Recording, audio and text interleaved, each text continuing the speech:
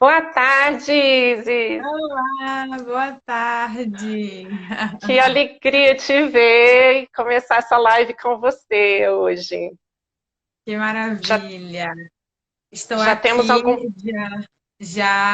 energizada pelo Eneagrama aqui atrás de mim, o símbolo, para que todo mundo conheça e possa entender um pouquinho mais também. Perfeito, eu estava já adiantando para eles que o nosso tema hoje é sustentabilidade emocional e ambiental, os tipos de personalidade do Eneagrama e o impacto na liderança. Bom, para quem não me conhece, eu sou Renata, sou parceira da ETIS, sou engenheira civil e de segurança do trabalho, e com formação complementar em educação e sustentabilidade já há bastante tempo. Tá? Eu te dou mais uma vez as boas-vindas e você, como psicóloga organizacional e clínica, né, gostaria de passar a palavra para que você se apresente em mais detalhes para o pessoal. Uhum. Olá, pessoal, boa tarde, né? Eu sou a Isis Mendonça, sou psicóloga, né, há 11 anos. O tempo passa rápido, né? Meu Deus. É, e comecei a minha carreira na área organizacional, mas hoje eu sou psicóloga clínica e organizacional, né? Sou especialista em psicologia positiva, que é a ciência da felicidade. E estou concluindo meu mestrado próxima semana. Parabéns! Defenderei minha dissertação, que é no tema do Eneagrama, né? O impacto do Eneagrama nas lideranças a partir de uma análise da psicologia positiva. Então, é um tema super, super atrativo, que em breve eu farei uma live sobre ele. E assim, eu tenho visto, né, no decorrer da minha experiência, tanto na clínica quanto nas organizações, o impacto que entender da sua personalidade, né, tem gerado nas Uhum. decisões, nas ações das pessoas, né? Então, por isso que eu decidi entrar nesse tema aí no mestrado, aprofundar um pouco mais, né? E é sobre isso que a gente vai falar aqui hoje, mas olhando mais para o impacto dentro da sustentabilidade, né? Isso, eu queria realmente te agradecer por ter aceito o convite. A ETIS é uma consultoria de projetos ambientais e também uma plataforma justamente que abre espaço, né, para promover o diálogo e estimular, incentivar iniciativas como a sua, projetos, né, sempre nessa perspectiva de estar atuando para a educação, a transformação, a inovação e a sustentabilidade, né? E justamente com esse objetivo é que a gente abre esse espaço da sexta-feira, né, para que as pessoas se aproximem, se conheçam, interajam, né, e fortaleçam a sustentabilidade. E é por isso que esse tema hoje é muito especial, porque ele une a sustentabilidade emocional e ambiental, né? E aí, com o Enneagrama, você se propõe a estar falando, né, dos diferentes tipos de personalidade do Enneagrama, e também o impacto, como você bem falou. Mas antes de tudo, né, Isis, o que é o Enneagrama? Pois é, né? Muita gente aqui não deve conhecer. Outros eu sei que já participou do processo, que eu estou vendo aqui a Dani, né? Um beijo, Dani. E o Wagner. Tem pessoas que já fizeram a análise do Eneagrama, a primeira análise, né, comigo.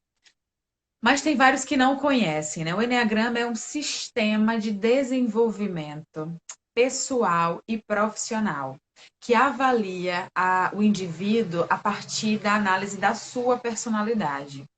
Ele é representado por um símbolo, que é esse símbolo que está aqui atrás de mim, tá? Um símbolo de Uhum, 9 lados, né? Por isso que é o Eneagrama. E cada um uhum. dos lados representa uma personalidade, tá?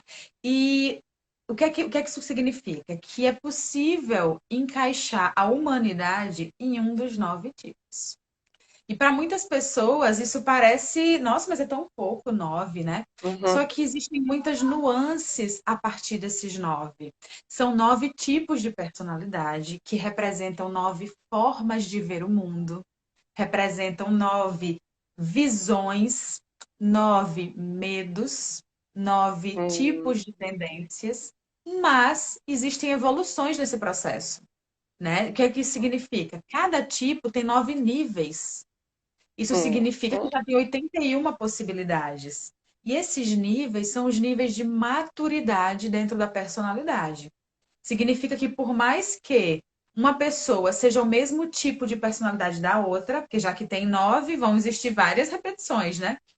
Nós podemos ter comportamentos completamente diferentes por causa dos níveis de desenvolvimento. Então, o nível de desenvolvimento indica maturidade. Se uma pessoa é mais madura emocionalmente que outra, né, eu vou ver Uhum. diferenças gritantes entre uma e outra, né? E isso vai gerando grandes diferenças nas personalidades, nos comportamentos, né? Então, é uma ferramenta muito complexa. Não é só identificar o tipo, é entender qual é o nível de amadurecimento daquele tipo. E mais do que isso, ainda tem outra variável. Por isso que ele é um sistema, tá? A palavra Uhum. sistema representa muito o que é o enneagrama. Vocês estão vendo essas setinhas aqui, ó, que aparece, Uhum. né? Uhum. Essas setas que tem todos os tipos, tá? Em todos os lados, elas representam caminhos de crescimento. O que isso significa? Que eu não só identifico o meu tipo, mas o caminho de crescimento que o meu tipo deve seguir para que ele entre na melhor maturidade emocional. Então, vocês não conseguem ver o número por aí, né, pela imagem, mas Uhum. existe uma conexão entre cada número, né? Então, o tipo 7, por exemplo, né, os tipos são representados por números, tá, pessoal? Então, eu tenho tipo 1, tipo 2, tipo 3, tipo 4, até 9. E por que é representado por número? Para que não haja preconceitos, tá? Para que não haja estereótipos. Para que eu não diga, Uhum. o tipo 1, que, por exemplo, tem uma tendência ao perfeccionismo, né? Eu não digo, esse é o perfeccionista. Isso não é justo. Porque, a depender do nível de maturidade que o tipo 1 está, ele não tem o perfeccionismo dentro dele. Ele está maduro, ele consegue acessar bem essa tendência a querer as coisas da melhor forma, mas não vira perfeccionismo, tá? Vira uma vontade de fazer o que é certo, né? Em ajudar. Já não é perfeccionismo o nome, mas existe a tendência ao perfeccionismo.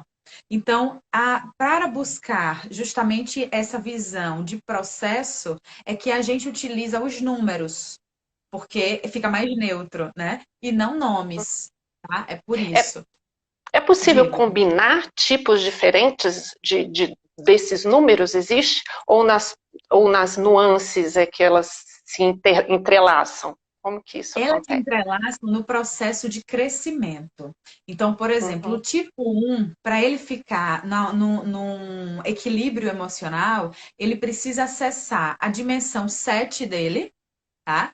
E a Uhum. dimensão 4 dele, que é a conexão entre Uhum. duas setas. As setas representam a Uhum. conexão dos tipos. Então, essa sua pergunta é possível combinar? Combinar nesse sentido. Então, eu sou um Uhum. tipo 1, por exemplo, né? Mas eu Uhum. preciso acessar aquela dimensão 7 dentro de mim. E se eu sou tipo 1, eu tenho uma dimensão 7 dentro de mim, tá? Por isso que ele é um sistema complexo. Então, todo tipo 1 tem a dimensão 7 e a dimensão 4 dentro de si. E aí precisa Uhum. acessar essas dimensões para atingir o seu equilíbrio. Então, essas combinações existem nesse sentido. Mas, sendo você identificando o seu tipo, não existe mudança. Você não deixa de Uhum. ser tipo 1 para ser tipo 7. Você não deixa de ser. Uma vez sendo tipo tal, você é aquele tipo a vida inteira. Você nasce com o tipo. O que muda é o seu caminho de crescimento, né? Você vai passando por fases, né, de Uhum. amadurecimento, e aí você começa a ter comportamentos observáveis diferentes. Mas a raiz da sua personalidade, ou seja, a sua forma de ver o mundo, o seu Uhum. medo central, que esse é um ponto chave no enneagrama, cada tipo de personalidade tem um medo, e é esse medo que nutre as reações que ela tem, as decisões, a forma de pensar, de sentir, de agir. E isso não muda, nunca. O que Uhum. muda é a sua forma de reagir a isso. O que é Uhum. que eu costumo dizer? O medo não é o problema. O medo, ele se for bem direcionado, se você compreender ele, se você aceitar ele e amadurecer, ele te impulsiona. A questão é como você encara o medo. E como que a gente pode, assim, fazer o uso do eneagrama na nossa vida pessoal? Para você descobrir o seu tipo, existem dois processos principais. O primeiro processo é o autoconhecimento. Então, você pode começar a estudar os tipos, começar a ler livros, a compreender cada um deles. E você começa a fazer uma viagem pela sua história, pela sua vida, pelas suas tendências. Vão ter tipos que você de cara vai olhar e não, isso aí não tem nada a ver comigo. Vão ter outros que você vai achar, ter certeza que é você. Só cada vez que você vai lendo, mas você vai percebendo que não é o seu. É aquela conexão que você falou do relacionamento entre os tipos, que a gente Uhum, chama de asas ou flechas. As asas são os tipos vizinhos, tá? E uhum, as flechas são os tipos da frente, né? Que é esse caminho de desenvolvimento. hum, Deixa eu só ver se eu consigo mostrar para vocês, tá vendo? Ó, dá para mostrar um pouquinho, sim, né? Tá vendo? sim, Aqui eu tenho o tipo 9, né? O vizinho do sim. tipo 9 é o 8 e o 1. Significa que essas são as asas. Eu tenho influências dessas personalidades. Eu acabo absorvendo algumas características. Mas você vê que Uhum, o tipo 1, ele segue uma seta, tá vendo? Lá para o uhum, 7. É o caminho de aham. desenvolvimento dele. E a outra seta vai para o 4, que eu estou escondendo aqui embaixo, tá vendo? Né? Então, Aham, esse processo, esse caminho, né, é um caminho que toda pessoa tem que percorrer. Então, quando você vai lendo, estudando como uma forma de autodesenvolvimento, você vai começando a ver os seus caminhos da flecha que você já foi, uma asa sua que você possui. Mas para uhum, descobrir o seu real tipo, você precisa acessar a sua infância, tá? E as tendências que você teve na sua história de vida, né? uhum, Então, isso pode ser feito por meio de estudo, né, do processo, quem gosta desse caminho, né? Ou uhum, pelo acompanhamento de um profissional que conhece do processo. E aí o uhum, profissional, ele uhum, vai entrevistar você, né, que é o trabalho que eu faço, né? Entender um pouquinho a sua uhum, história, né? Vai investigar algumas tendências, tá? E vai confirmar com você, tá? E aí você vai descobrindo esse processo aos poucos. Isso no processo individual. Se for num coletivo, como numa empresa, pode ser feito por meio de treinamentos, tá?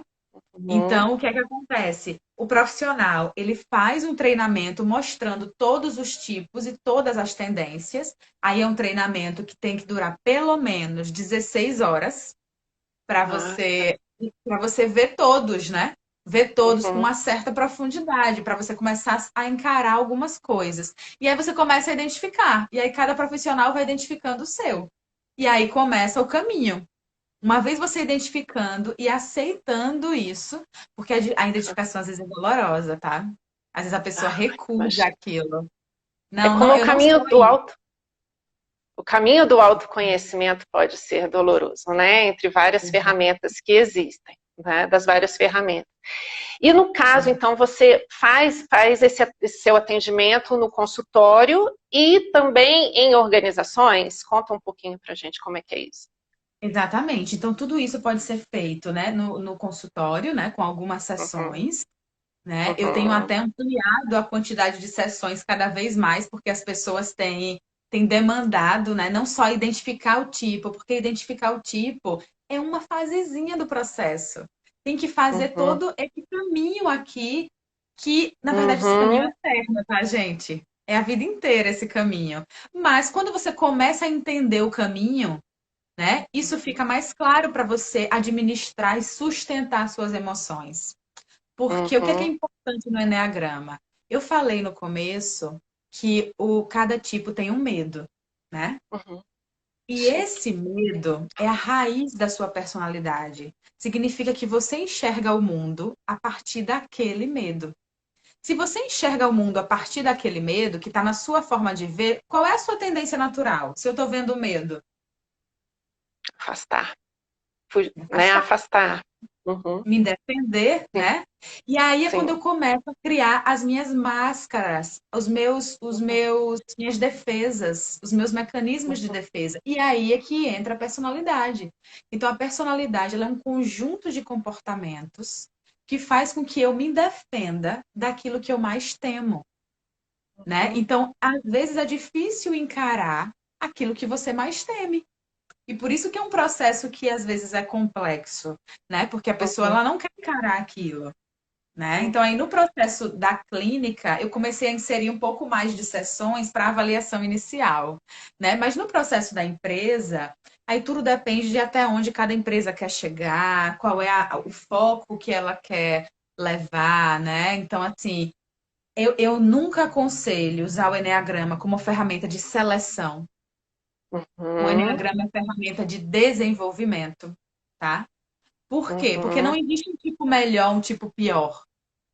Depende do nível uhum, de maturidade, depende do que você, do qual é o seu foco ali, tá? Então não uhum, selecionar por tipo. Tipo, eu quero só tipo tal e tipo tal na minha empresa. Nunca faça isso, porque uhum, você não sabe qual é o nível de maturidade daquela pessoa, né? E você precisa uhum, da complementaridade dos tipos, né? Então, claro que tem alguns tipos que têm mais tendências que outros. Tem uns que são mais criativos, outros que são uhum, mais carinhosos, afetuosos. Existe essa tendência, mas quando você está num nível de maturidade boa, todo tipo é capaz de se relacionar bem, de ter liderança, tá? De uhum. ter maturidade emocional, autocontrole, de ser analítico, todos têm essa capacidade, né? Então, assim, esse processo dentro da empresa vai depender muito do que Uhum. cada equipe, né? Cada empresa deseja nesse caminho, né? E nesse caso também é muito importante que a própria organização esteja aberta para essa ferramenta, né? E tenha uma certa estrutura, né? Como é que você lida com isso, né? Na verdade, para mobilizar as próprias pessoas que estão na empresa para o recebimento dessa ferramenta. Isso que você falou, Renata, é muito importante, porque o enneagrama ele pode ser usado como uma ferramenta de manipulação, tá? Se você não Uhum, usa corretamente, você sabendo, né, qual é a tendência da pessoa, qual é o medo central que rege a personalidade dela, o que desestabiliza a pessoa, né? Então você uhum, pode usar ele de forma ruim, assim como qualquer ferramenta de comportamento humano, você pode usar, tá? De forma uhum, negativa, né? Então é muito importante que a empresa ela tenha consciência do benefício e do malefício que aquilo pode fazer. Então, os líderes, eles precisam ter maturidade para lidar com a ferramenta. E por isso eu sempre recomendo que primeiro faça com os líderes. Sempre. perfeito, Tá? Se for para fazer um perfeito. trabalho com a empresa, primeiro tem que ser com a Uhum, liderança. Eles primeiro têm que entender qual é o ganho, qual é como a ferramenta mexe com a sua vida, né? De você entender, de você uhum, olhar para dentro, para que eles comecem a ser sensibilizados e respeitem o processo, né? Então, a perfeito. depender do nível de maturidade da empresa, às vezes é até melhor ser individual, tá? Sim. Então, o processo Uhum, individual fica melhor, porque cada um já mostra suas fraquezas, os seus medos individualmente, para entender o uhum. valor da ferramenta, para depois a gente ir para um grupo, para uma equipe, né? E sentir como é que esse processo vai agregar nas tomadas de decisões, né? Nas ações, né? E aí eu queria até E, falar um pouquinho desculpa, depois sobre cada um dos tipos, né? Para que as pessoas claro, entendam, né? O que é que é. claro, exatamente. Você já está chegando justamente nesse próximo ponto que está me vindo aqui, porque você partiu do eu, né, do autoconhecimento. Agora a gente já está falando um pouco mais de organizações, né? E claro que isso tem um impacto a nível de sociedade, né? E a busca da sociedade sustentável, ela lida muito com isso, né? Com o respeito a todos os seres, o reconhecimento amoroso, né? De todos os seres. Então, a gente já passou daquela fase em que o meio ambiente era visto apenas do ponto de vista do meio natural, né? Até a Uhum. própria educação ambiental, ela busca também. E esse espaço mesmo que a ETIS cria é justamente para que as pessoas se formem, né, se capacitem e atuem a partir do foco da sustentabilidade. Né? Tanto que a ecologia humana, ela justamente busca isso. né? Que a pessoa se insira no meio em que ocupa, se sinta parte dele, né? E atue de uma forma equilibrada. Então, por isso, essa sua colocação, né, de sustentabilidade emocional e ambiental é perfeita, né? Queria que você falasse um pouquinho dessa relação e aprofundasse, então, nos diferentes tipos para a gente compreender como que esses diferentes tipos se posicionam, né, e atuam no mundo, como é que é essa inter-relação. Perfeito, né? Como é que a gente vai falar de sustentabilidade ambiental, que é algo que impacta vidas, se a gente não Uhum, consegue controlar a nossa própria vida, né? uhum, Como é que a gente vai inspirar pessoas se a gente não consegue se inspirar, né? Não uhum, consegue se trabalhar. Então, quando eu falo de lideranças, né, eu falo de pessoas que inspiram, eu falo de pessoas que impactam em outras. Então, as uhum, lideranças que buscam a sustentabilidade ambiental, né, as lideranças que buscam inspirar outros para gerar essa conexão, né, homem-natureza, eles precisam estar atentos e o que é que está limitando essas pessoas a chegarem nesse caminho dessa conexão emocional com a natureza? O que é que está limitando? O uhum, que é que está faltando nas pessoas para gerar essa consciência, né, da uhum, sustentabilidade? Como eu posso direcionar minha equipe para esse caminho? Isso, gente, uhum, passa pelo processo de autoconhecimento. Tudo passa pelo processo de autoconhecimento, né? Impressionante. Por quê?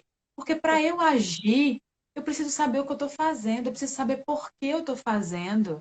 E eu preciso observar o que é que está me limitando. E aí é onde entra a personalidade. O Enneagrama divide as personalidades em três grupos, tá? E esses grupos têm a ver com centros de inteligência ou habilidades, que é o instintivo, o emocional e o racional, tá? Então, em cada um desses três, existem três tipos que representam essas categorias. E quando a gente olha cada um desses centros, existem medos similares entre cada um desses centros. E aí eu vou falar sobre esses medos, tá? Para que as pessoas comecem a refletir, mas não achem que vocês vão identificar de cara pelo que eu falei. Pode ser que você sinta, mas não significa que está identificado. Porque existe uma série de questões aí mais profundas. E muitas vezes, gente, o comportamento que eu vejo, ele tem motivadores diferentes. Então, você está vendo só o comportamento, mas não está claro para você o que está motivando aquele comportamento. Então, é importante, né, aprofundar um pouco mais. Mas já ajuda muito vocês a perceberem algumas coisas. Então, por exemplo, os tipos instintivos, que é o tipo 8, o tipo 9 e o tipo 1, eles têm um medo similar. Esses três tipos, eles têm medo de não serem valorizados. Então, o que é que eles vão buscar? Valorização, né? Se eu tenho uhum, medo de não ser valorizado, eu enxergo no ambiente o tempo inteiro o risco da não valorização. Eu estou buscando me sentir importante. Eu estou buscando significado para a minha vida. Eu quero me sentir significativo. Só que cada um vai buscar isso de uma forma. E a forma que eu busco tem a ver com a maturidade que eu tenho. O tipo 8 ele vai tentar buscar isso sendo super produtivo. É aquele líder nato, que desde pequenininho já lidera, desde criança. Inclusive, isso a gente descobre na infância grandes características, tá? Porque a personalidade nasce com nós, tá? Então, não são as uhum, experiências que a gente vive que determina a personalidade, não são. As experiências, elas determinam o nível de maturidade, não a personalidade. A gente nasce com ela, a gente nasce com essa tendência a ver o mundo dessa forma. Então, o tipo 8, ele tem medo de não ter valor, assim como o 9 e assim como o 1. Só que ele reage dessa forma, buscando valor, sendo impossível. Ele quer fazer tudo, é aquele tratorzão que faz tudo que vem à tona, que movimenta grandes mudanças, né? Então, assim, para liderar grandes movimentos é excelente. Mas quando ele se depara com essa dorzinha, Quando ele é criticado, quando ele vive um conflito e ele não tem maturidade emocional para isso, porque ele não sabe lidar com esse medo de não ter valor, ele é agressivo, ele bate. E é dificílimo conviver com o tipo 8 que bate. Né? Então, se você não olha para essa dor, se você não olha para essa sua tendência, você não consegue fazer as mudanças que você gostaria e que a sua tendência de agir, né, leva você a fazer. Você desperdiça a sua energia porque você não está conseguindo acessar a sua dor corretamente. Uhum. Olha como é importante eu entender o que é que está me machucando. Porque aí a crítica que eu recebo ganha uma proporção gigantesca. E a pessoa que criticou, coitada, que pode só estar querendo ajudar, né, recebe uma pancada. E assim, e são coisas Uhum. sérias quando o nível de consciência está ruim, o nível de maturidade, a ponto de humilhar a pessoa pedir demissão porque não aguenta trabalhar com uma pessoa naquele nível. São coisas sérias, críticas. Uhum. Mas quando ele consegue acessar essa beleza, dessa energia dele instintiva, maravilhoso. Ele realiza muitas mudanças, ele está disposto a fazer tudo o que for preciso, ajudando as pessoas a impulsionar. É um impulsionador, o tipo 8, né? Já o 9, que eu não posso me empolgar muito falando de cada um, senão não dá tempo, né? O 9 Uhum. ele tem a mesma tendência, tá? Em relação a buscar o valor, a mesma. Só que ele faz de uma forma diferente. O 9 faz isso relacionando-se com as pessoas. Ele faz isso apaziguando as relações, conversando, fazendo conexões entre um e outro. Ele é o mediador de conflitos, excelente. Mas se ele se depara com a dor da não valorização, se acontece uma crítica, se alguém briga com ele, se acontece um conflito e ele não está maduro emocionalmente, ele se cala, ele se reprime, ele começa a ter dificuldade de dizer não, ele se sobrecarrega e ele não vai conseguir exercer a maior força dele, que é apaziguar as relações. Inclusive, um excelente exemplo de tipo 9, que é um representante mundial que muitos admiram, é o Papa Francisco. É aquela pessoa que media relações, que está sempre calmo, aparentemente, né? Uhum. Tranquilo, que está contribuindo, que sabe falar de coisas difíceis, polêmicas, de uma forma doce, de uma forma leve, né? Porque o nível de maturidade dele tá bom, né? Mas quando não tá, se cala. Então há uma repressão muito grande no 9. E aí temos o 1, que é o outro tipo instintivo, também busca valor. Mas o 1 busca valor querendo ser perfeito, querendo fazer tudo o que é correto, querendo fazer tudo da melhor forma possível, olhando o processo, olhando teoria, olhando dado, olhando. Fazendo da melhor forma. Nossa, Isis, mas qual é o problema disso? O problema é quando não está da forma que ele quer. É quando ele é criticado, quando ele se depara com essa não valorização. Aí ele cai. Aí ele se reprime completamente, ele se critica e isso gera doenças emocionais muito fortes. Ele pode, inclusive, Uhum. criticar a pessoa que o criticou e ser muito duro, ou pode se autocriticar e gerar doenças. Uma das piores doenças do tipo 1, além do câncer, que eu considero a pior realmente, é a fibromialgia.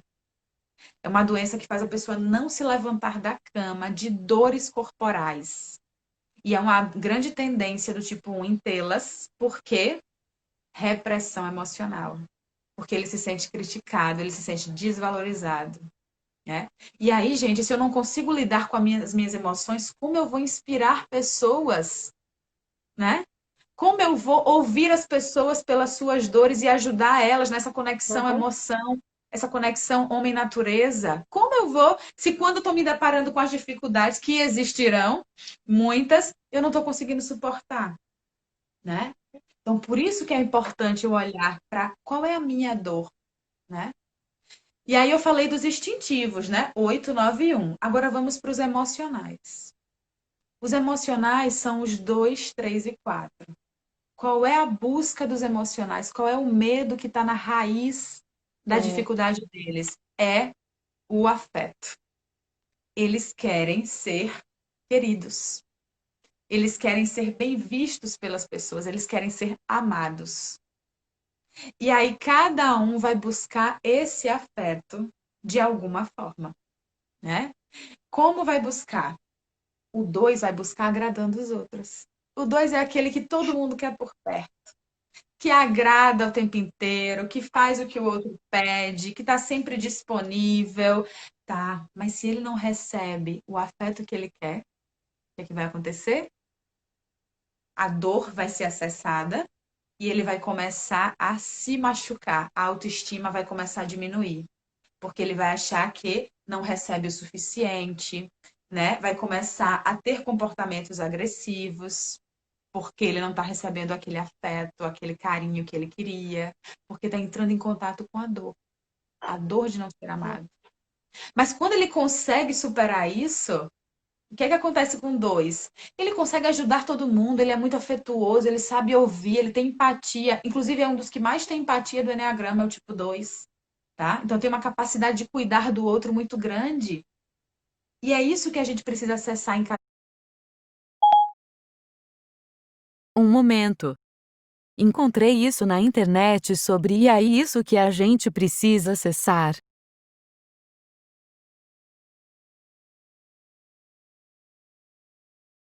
Precisa acessar em cada tipo a essência, a melhor versão, o propósito de cada personalidade. Perceba que eu estou sempre falando a dor, o que pode acontecer de ruim e o que pode acontecer de bom, né? Sim. Nesse processo.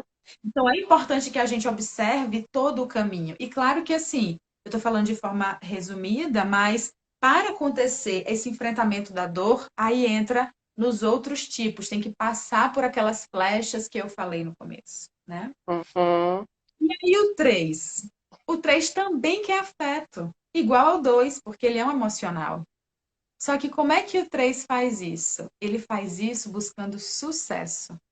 Ele faz isso de uma forma diferente do 2. O 2 busca relacionamento. O 3 busca sucesso. Ele vai querer ser amado por causa do que ele conquistou. E isso gera um vício emocional muito forte, né? Tipo, eu estou associando a minha realização, os meus afetos a conquistas, né?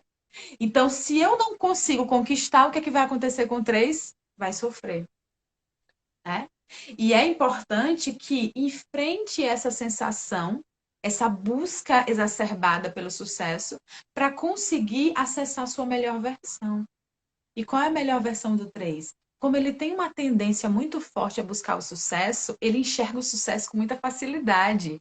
E aí o 3 ele é um excelente impulsionador de pessoas. Sim. Então, o Excelente. 3 como uma liderança, ele é um excelente coaching, né?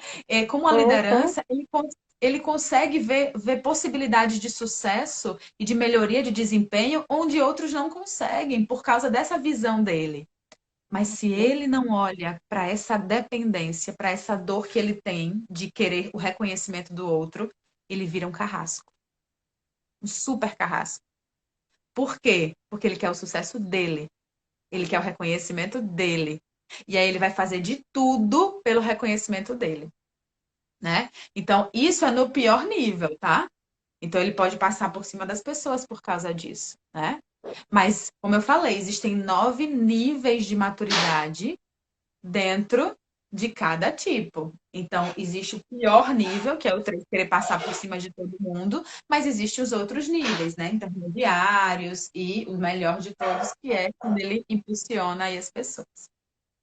O 4, gente, que também é um emocional, ele também quer buscar um valor, o reconhecimento e o amor das pessoas. Mas como ele faz isso? Sendo diferente. O 4 ele tem uma tendência criativa, uma tendência a pensar diferente. Um 4 de sucesso é o Steve Jobs. O iPhone é uma ferramenta 4. Por que uma ferramenta 4? Porque o iPhone é super diferente, ele não conecta com nenhum cabo, é tudo dele, é tudo exclusivo, né? Tudo protegido. Porque uma mente 4 pensa assim, pensa diferente, pensa com inovação, pensa à frente do seu tempo. É uma mente de artista. O iPhone não é só um telefone, né? Ele é uma arte, praticamente. Né? E é assim que a mente 4 funciona, é uma arte, né? E aí é importante que ele acesse essa versão dele artística né? E reconheça isso dentro dele para que ele encontre a sua versão boa. Mas quando ele se depara com o não reconhecimento do seu valor, o 4 entra numa reclamação de si mesmo e dos outros que a equipe não suporta, né? Ele começa a exigir que os outros pensem como ele ou que reconheçam o valor dele. Começa a ter dificuldade de lidar com as rotinas, porque a mente dele é muito intensa, muito criativa, né? E fica difícil sustentar essa mente maravilhosa que ele está desperdiçando, porque ele não suporta o não reconhecimento e essa dor que incomoda, né? Então, E só um os... instantinho aqui que eu esqueci de ligar a luz, gente. Olha que absurdo, coisas da live, né? Coisas da live. E os outros três, Isis? E os outros três. Tô Então, curiosa aqui. tá querendo se Tô identificar, né? curiosa. Conte a verdade. Claro, desde o começo. Desde o começo, né? Já sentiu alguma coisa?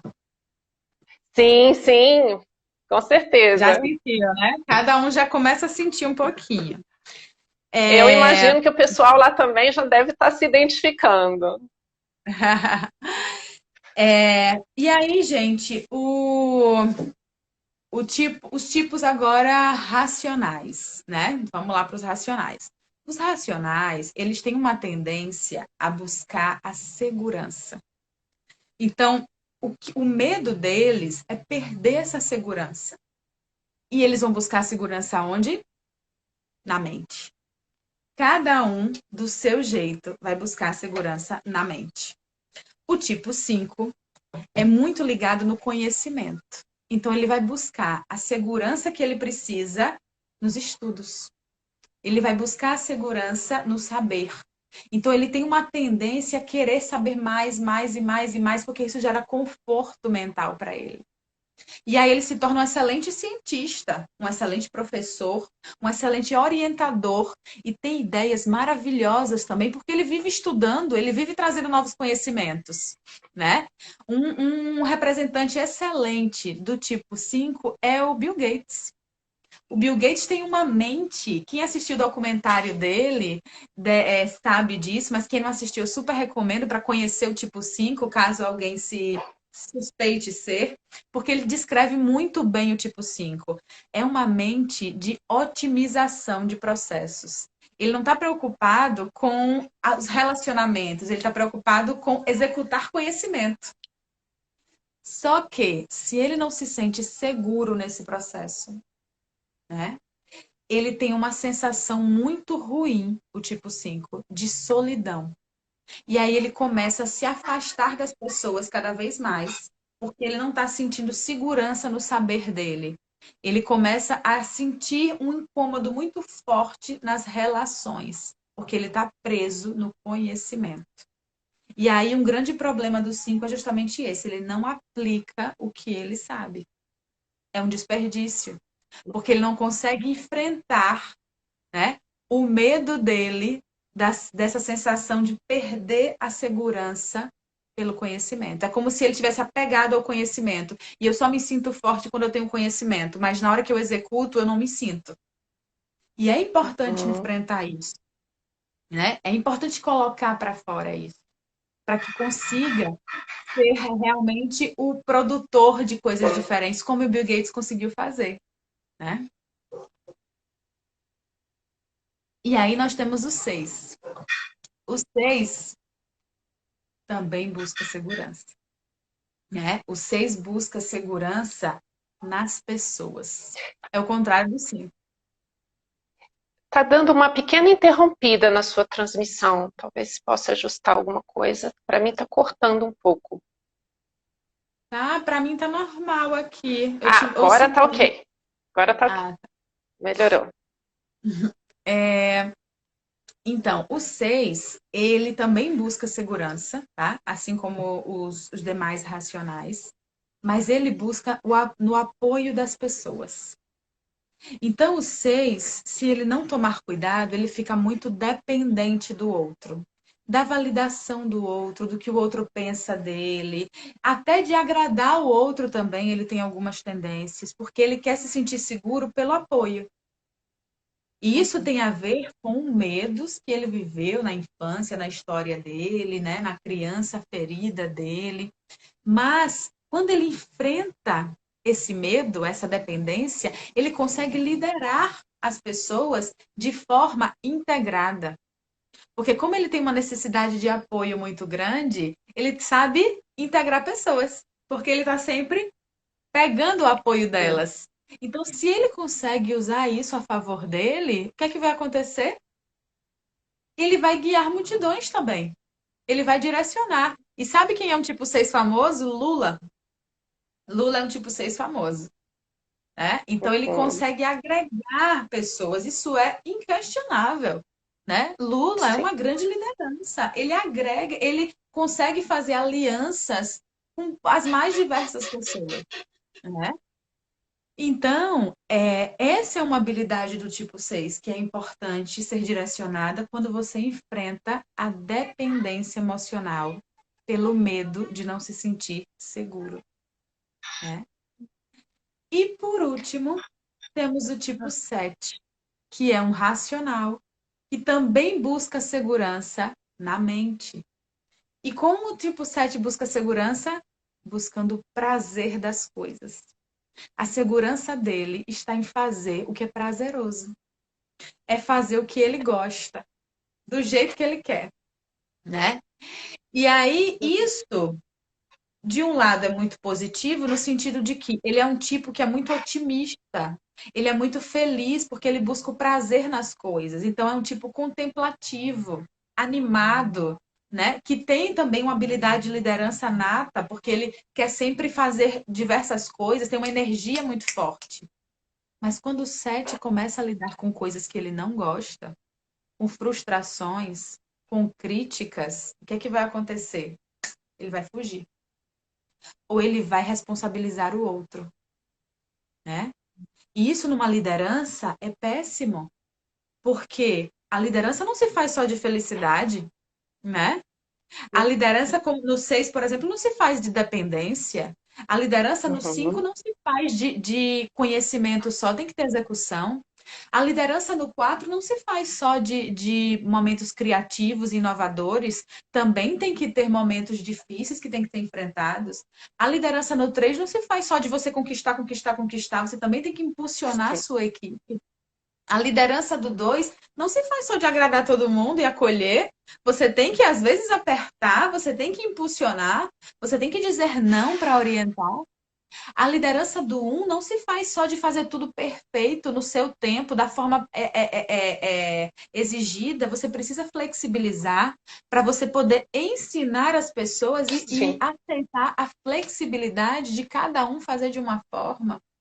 A liderança no 9 não se faz só de momentos maravilhosos sem conflito, né? Vai ter conflito e o 9 tem que encarar esse conflito dentro dele e enfrentar para que ele consiga executar sua melhor versão. A liderança no 8 não se faz só de ser tratozão e levantar montanhas, né? Precisa também ter paciência com o ritmo do outro, precisa também ouvir, precisa entender que você vai ser criticado e não tem problema nisso. E isso é que é o aspecto importante do autoconhecimento.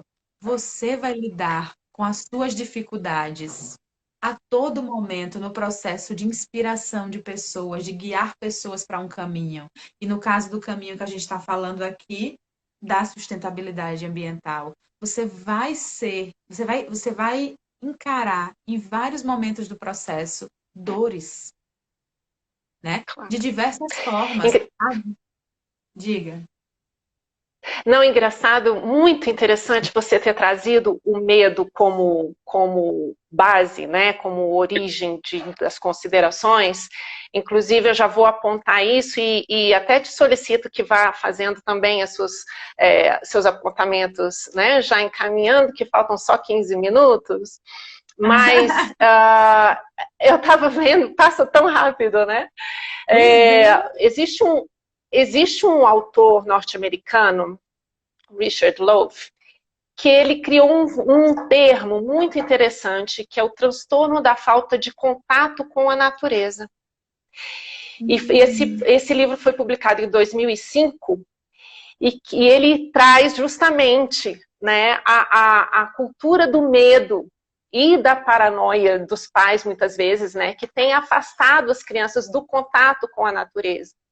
E como que isso gera um transtorno. Então, isso me trouxe, toda essa sua fala, me trouxe como as coisas estão interrelacionadas e como essa sua ferramenta é maravilhosa para que a gente se sinta, resgate e vivencie essa integração com o todo que a gente vive, né?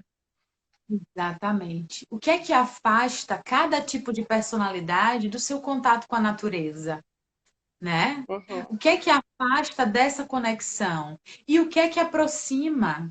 Porque quando a gente fala da conexão homem-natureza, a gente fala também de um propósito. As pessoas, tem algumas pessoas que se sentem impelidas a lutar por essa causa. E isso, gente, é o seu propósito te chamando, né? E será que você está executando esse propósito de uma forma leve, de uma forma serena? Ou os medos da sua personalidade estão te atrapalhando nesse processo? Estão te impedindo de executar isso que está sendo chamado dentro de você, né? E para aquelas pessoas que não têm esse chamado ainda, né? Quais são os medos que estão dentro de você que te impedem de olhar para a natureza como uma conexão? Porque existe, gente, a conexão homem-natureza, né? Nós fazemos parte dela, né? O que é que está te impedindo, né? Por que que você está se escondendo dessa relação, né? O que foi que você aprendeu no seu processo de educação que levou a isso, né? Então, na sua personalidade tem respostas. E isso também se reflete no próprio modo de vida da sociedade, né? Acho que talvez a gente possa ver dessa forma. O que você acha? Assim, da degradação que ocorre hoje em dia, né? Talvez tenha origem um pouco no medo também, a necessidade de domínio, algo nesse sentido. Exatamente, te pergunto. na necessidade de poder, de conquista, de bens materiais, né? Então, assim, a nossa sociedade, ela reforça muitos conceitos disso, né?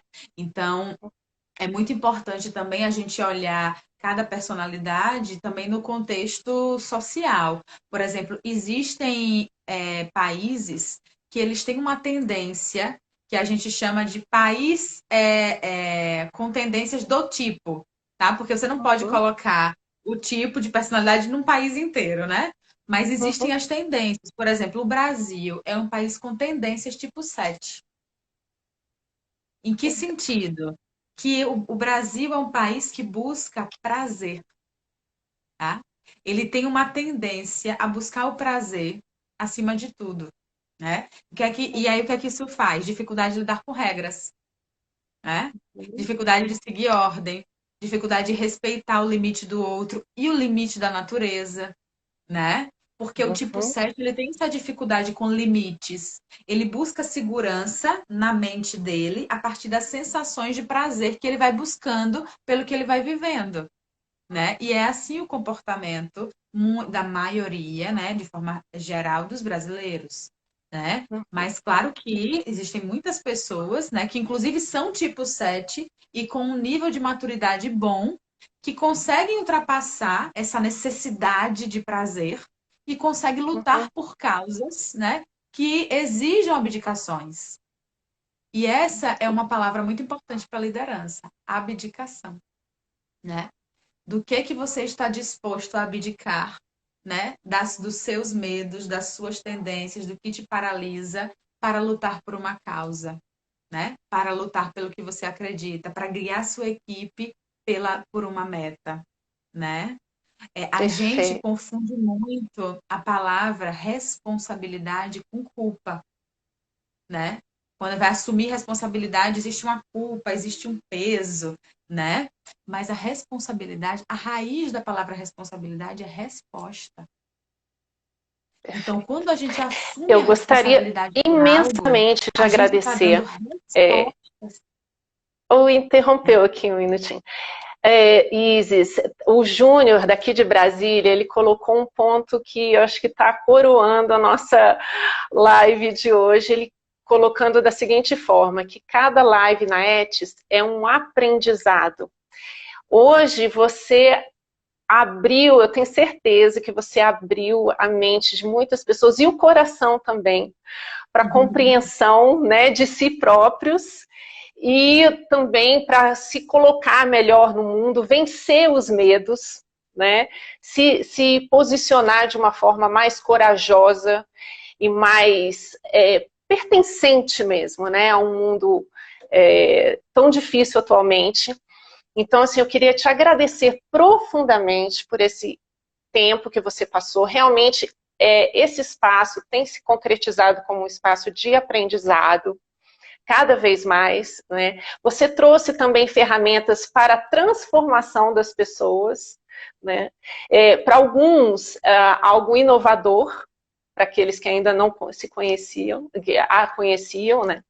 E a gente está recebendo também o parabéns do Vinícius aqui, a gente agradece. E eu gostaria muito de que você fizesse suas considerações para que a gente vá encerrando essa live. Uhum. Bom, gente, o que eu tenho a dizer é que, assim, eu recomendo que vocês busquem, né, compreender o que é que leva vocês a se limitarem em alguns momentos ou a se impulsionarem em outros, né? Porque é compreender a raiz das suas emoções e como sustentar essas emoções diante dos desafios que vai fazer com que vocês realmente sintam significado na sua vida, prazer na sua vida, resultado na sua vida. Hoje, nesse momento que a gente está vivendo de pandemia, nós estamos muito forçados a acessar nós mesmos. Porque como a gente está sem alguns subterfúgios do dia a dia, né? A gente está sem muitos momentos de lazer, alguns relacionamentos que a gente considera importante. O que é que sobra? Nós. Sobra nós mesmos. E é importante que a gente saiba conviver conosco. A gente saiba entender o que é que me motiva, né? Para que eu estou aqui no mundo? Fazendo o quê, né? Para que eu vou lutar pelo quê na minha vida? Que marca que eu quero deixar? O que é que me faz bem? O que é que não me faz bem para eu poder enfrentar e entender? Então, é importante esses questionamentos nesse momento que a gente está vivendo agora, que está dando a oportunidade da gente silenciar outras questões, silenciar nossas fugas e acessar nós mesmos. Então, estamos com uma oportunidade de ouro, né? Tanto os líderes quanto profissionais, todo mundo.